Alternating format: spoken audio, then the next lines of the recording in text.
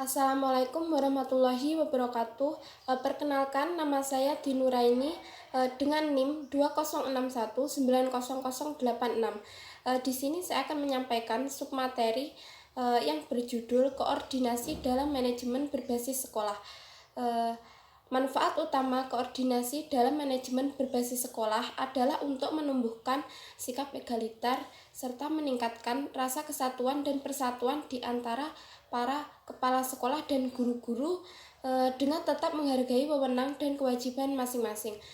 Dengan demikian, setiap kepala sekolah maupun guru-guru tidak dapat terjebak dalam kepentingan masing-masing sehingga dapat melakukan perannya secara efektif dan efisien dalam mencapai tujuan sekolah secara menyeluruh. Kemudian berikut merupakan macam-macam koordinasi. Yang pertama yaitu koordinasi vertikal. Jadi koordinasi ini terjadi antara pejabat dan bagian-bagian, sub-sub bagian, serta staf lembaga yang berada di bawahnya. Lalu yang kedua yaitu koordinasi horizontal. Koordinasi ini terjadi antara pejabat yang memiliki hierarki yang sama dalam suatu lembaga antar pejabat dari berbagai lembaga yang sederajat atau satu level. Yang ketiga yaitu koordinasi fungsional. Jadi koordinasi ini terjadi antar pejabat, antar unit, dan antar lembaga atas dasar kesamaan fungsi dan kepentingan. Yang terakhir yaitu koordinasi diagonal. Koordinasi ini terjadi antar pejabat atau unit yang memiliki perbedaan baik dalam fungsi maupun tingkat hierarkinya.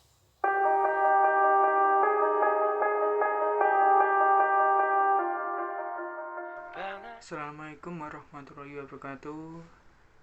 Selanjutnya saya akan membahas ke poin B, komunikasi dalam manajemen berbasis sekolah.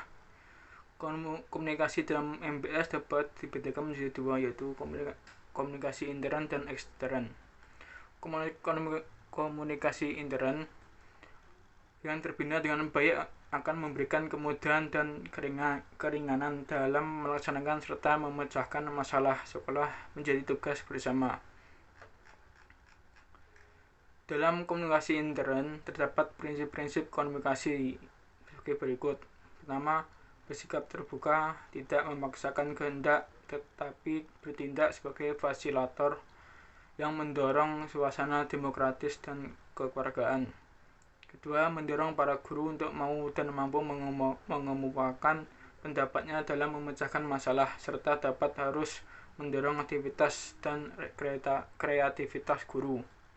Ketiga, mengembangkan kebiasaan untuk berdiskusi secara terbuka dan mendidik guru-guru untuk mau menerima pendapat orang lain secara objektif. Keempat, mendorong para guru dan pegawai untuk mengambil keputusan yang paling baik dan menaati keputusan tersebut. Kelima, berlaku sebagai pengatur pembicaraan, perantara, dan pengambil keputusan secara redaksional. Prinsip-prinsip di atas akan membuat kepala sekolah menerapkan prinsip demokratis dengan memandang bahwa para guru bukan hanya menjadi pembantunya, tetapi sebagai mitra atau partner kerja dalam kelompok.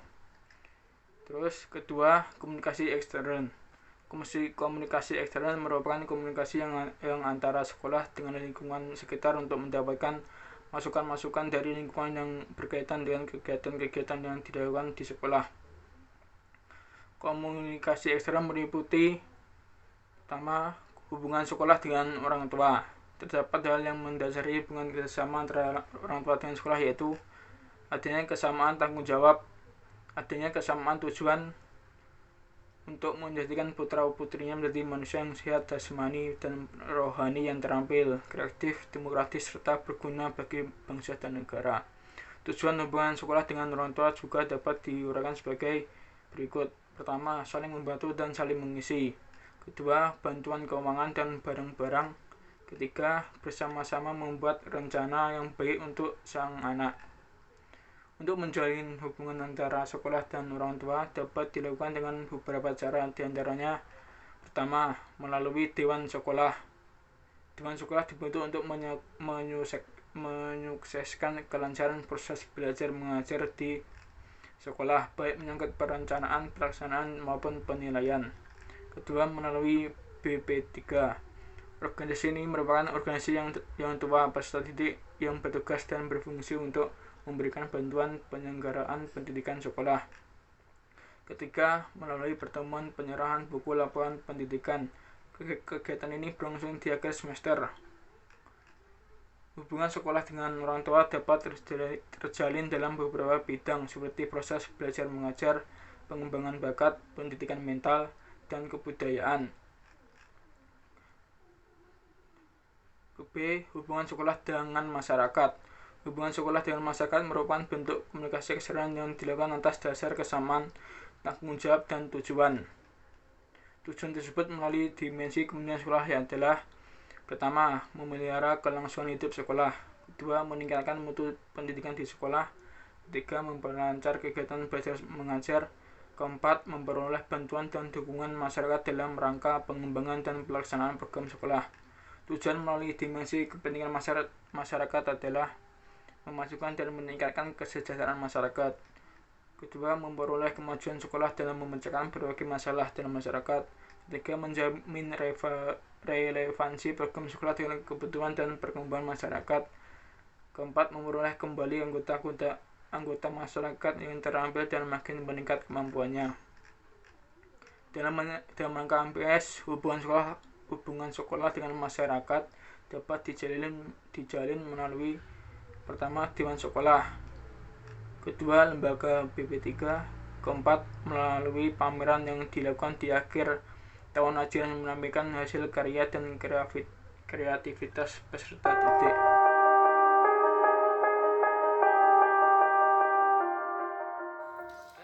Baik, lanjut pada subbab supervisi. Di sini saya akan menyampaikan pengertian supervisi menurut Sahertian. Jadi supervisi merupakan usaha untuk mengawali, mengarahkan, mengkoordinasi, membimbing secara kontinu pertumbuhan guru-guru di sekolah, baik secara individual maupun kolektif, agar lebih mengerti dan lebih efektif dalam mewujudkan seluruh fungsi pengajaran, sehingga dapat menstimulasi, membimbing pertumbuhan tiap murid secara kontinu. Tujuan dari supervisi pengajaran yaitu untuk membantu dan memberikan kemudahan kepada guru untuk belajar, bagaimana meningkatkan kemampuan mereka guna mewujudkan tujuan belajar peserta didik. Di sini terdapat 3 tujuan supervisi.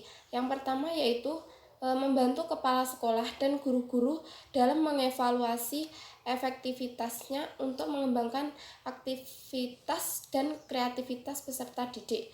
Yang kedua yaitu untuk membina kepala sekolah dan para guru untuk lebih memahami tujuan pendidikan yang sebenarnya dan peranan sekolah dalam merealisasikan tujuan tersebut. Yang terakhir yaitu untuk membina kepala sekolah dan para guru untuk lebih memahami tujuan pendidikan yang sebenarnya dan peranan kepala sekolah dalam merealisasikan tujuan tersebut. Sekian, terima kasih. Mohon maaf apabila ada kurang lebihnya. Wassalamualaikum warahmatullahi wabarakatuh.